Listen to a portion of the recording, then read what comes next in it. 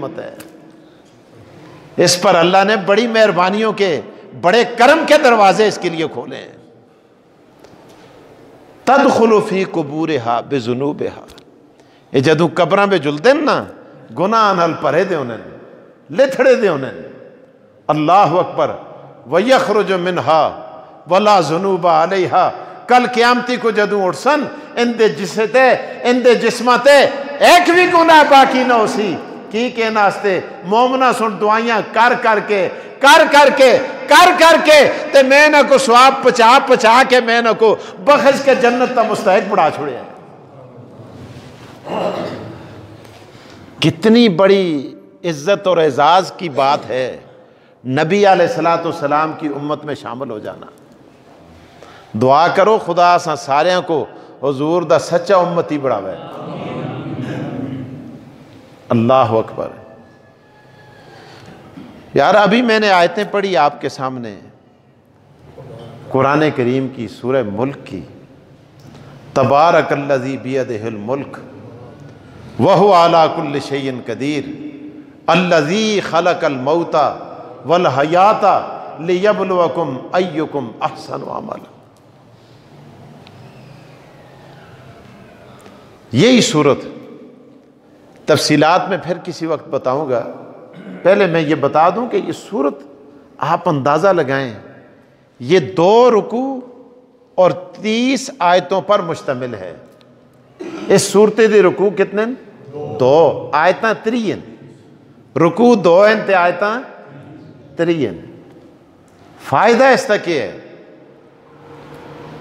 مولانا اشرف علی صاحب تھانوی حکیم الامت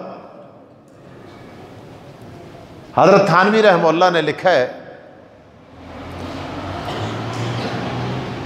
نئے مہینے کا چاند جب طلوع ہوتا ہے نا، یہ اولیاء اللہ کے عجیب قسم کے ٹوٹکے ہوتے ہیں اور بڑے مؤثر ہوتے ہیں۔ چاند دیکھے اور دیکھنے کے بعد سورہ ملک کی ان آیات کو پڑھے، آیتاں بھی 3 تے مہینے بے دیہڑے بھی چند زیادہ تو زیادہ ہوئے، کتیاں دا کدے نہیں ہویا، وہ نتیاں تو ہوندہ ہے پر کتیاں دا نہیں ہوندہ۔ اللہ اکبر۔ آیتیں بھی کتنی ہیں؟ 30۔ حضرت تھانوی فرماتے ہیں مہینے بے دیہڑی بھی کتنے؟ 30 ہوتے ہیں۔ چاند دیکھنے کے بعد اگر زبانی یاد ہو تو سورہ ملک کو پڑھے، زبانی یاد نہ ہو قرآن پاک لائے اور سورہ ملک کی 30 آیتوں کو پڑھے۔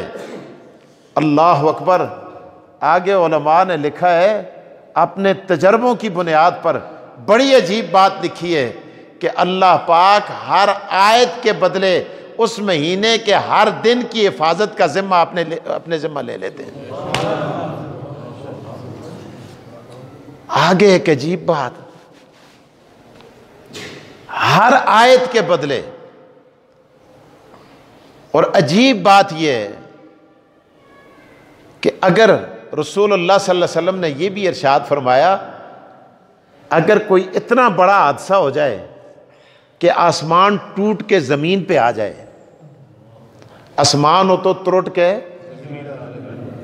اتنا بڑا حادثہ ہوتا نہیں، کدے اتنا بڑا حادثہ بھی ہو جائے، اتنا بڑا سانیہ ہو جائے کہ آسمان اگر ٹوٹ کے زمین پہ آ جائے تو جس جنے تے جس تریمتی، جس ماسی، جس ماؤ، جس پہنو، جس بچی سن اے عمل کیتے دو سی، اس تا ایک بال بھی خراب نہ ہو سی۔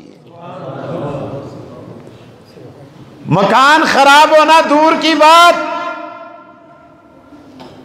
ان کی جانوں کا نقصان ہونا دور کی بات، مال کا نقصان ہونا دور کی بات، تجربے کی بنیاد پر اولیاء اللہ نے بھی یہ باتیں لکھی ہیں، اور حضور نے بھی فرمایا میرے ماں باپ آپ کے فرمانات پر قربان جائیں کہ اگر آسمان بھی ٹوٹ کے زمین پہ آ جائے، اگر کسی آدمی نے یہ عمل کیا ہوگا اللہ پاک اس کے ایک بال کو بھی نقصان سے مبرہ اور منزہ فرما دیں گے۔ آپ اندازہ لگائیں کتنی بڑی بات ہے۔ اور پھر حدیث کے اندر یہ بھی آتا ہے کہ سورہ ملک کا قاری جو سورہ ملک کی تلاوت کرتا ہے، سورہ ملک اس سورتی دا نام ہے، 29ویں پارے بچ ہے، 29واں پارا اسی تو شروع ہوتا ہے، تبارک الذی۔ فرمایا سورہ ملک کا قاری جس نے سورہ ملک کو پڑھا، سورہ ملک کی تلاوت کی، جب قبر میں رکھا جاتا ہے، اللہ اکبر، یار بڑی عجیب گل میں حدیث پہ پڑھی ہے، سنو اے سنو، بڑی عجیب گل۔ اے جدوں قبرہ پہ جلدا ہے نا، میتہ کو قبرہ پہ رکھتے ہیں، قبرہ پہ آنا والے فرشتے ان دے نا کے مبشر تے بشیر، او پیچھے پہنچتے ہیں، سورہ ملک پہلے پہنچ چل دی ہے۔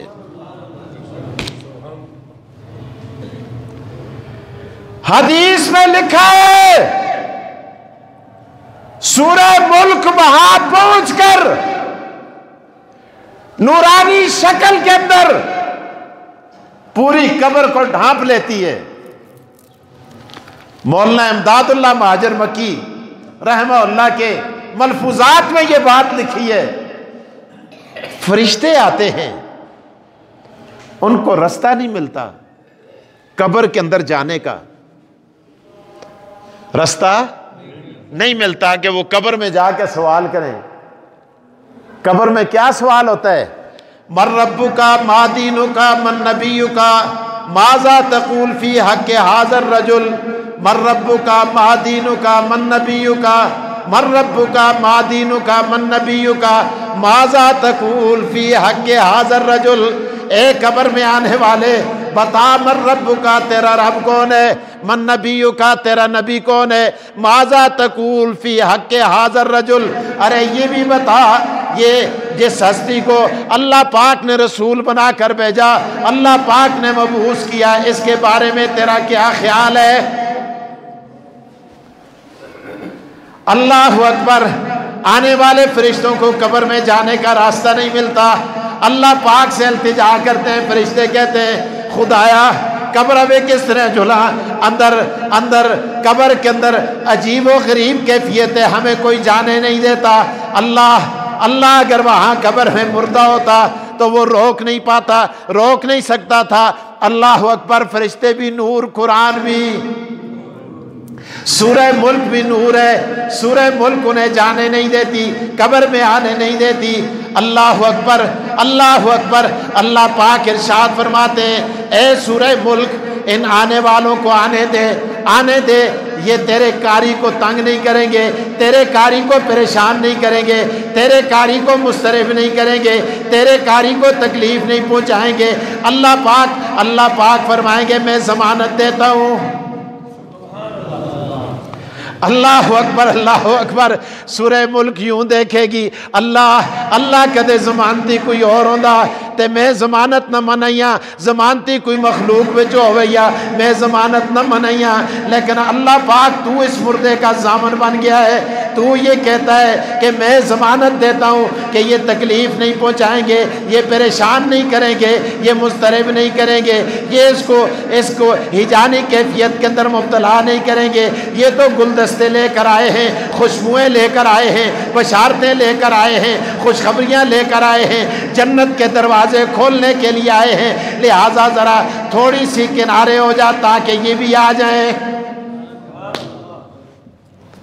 یار اس ساریاں نعمتاں کی ملیاں؟ آہ چھوڑو، کی ملیاں کی کہ اسی نبی علیہ السلام دے امتیاں تائیں اس طرح مل دیاں۔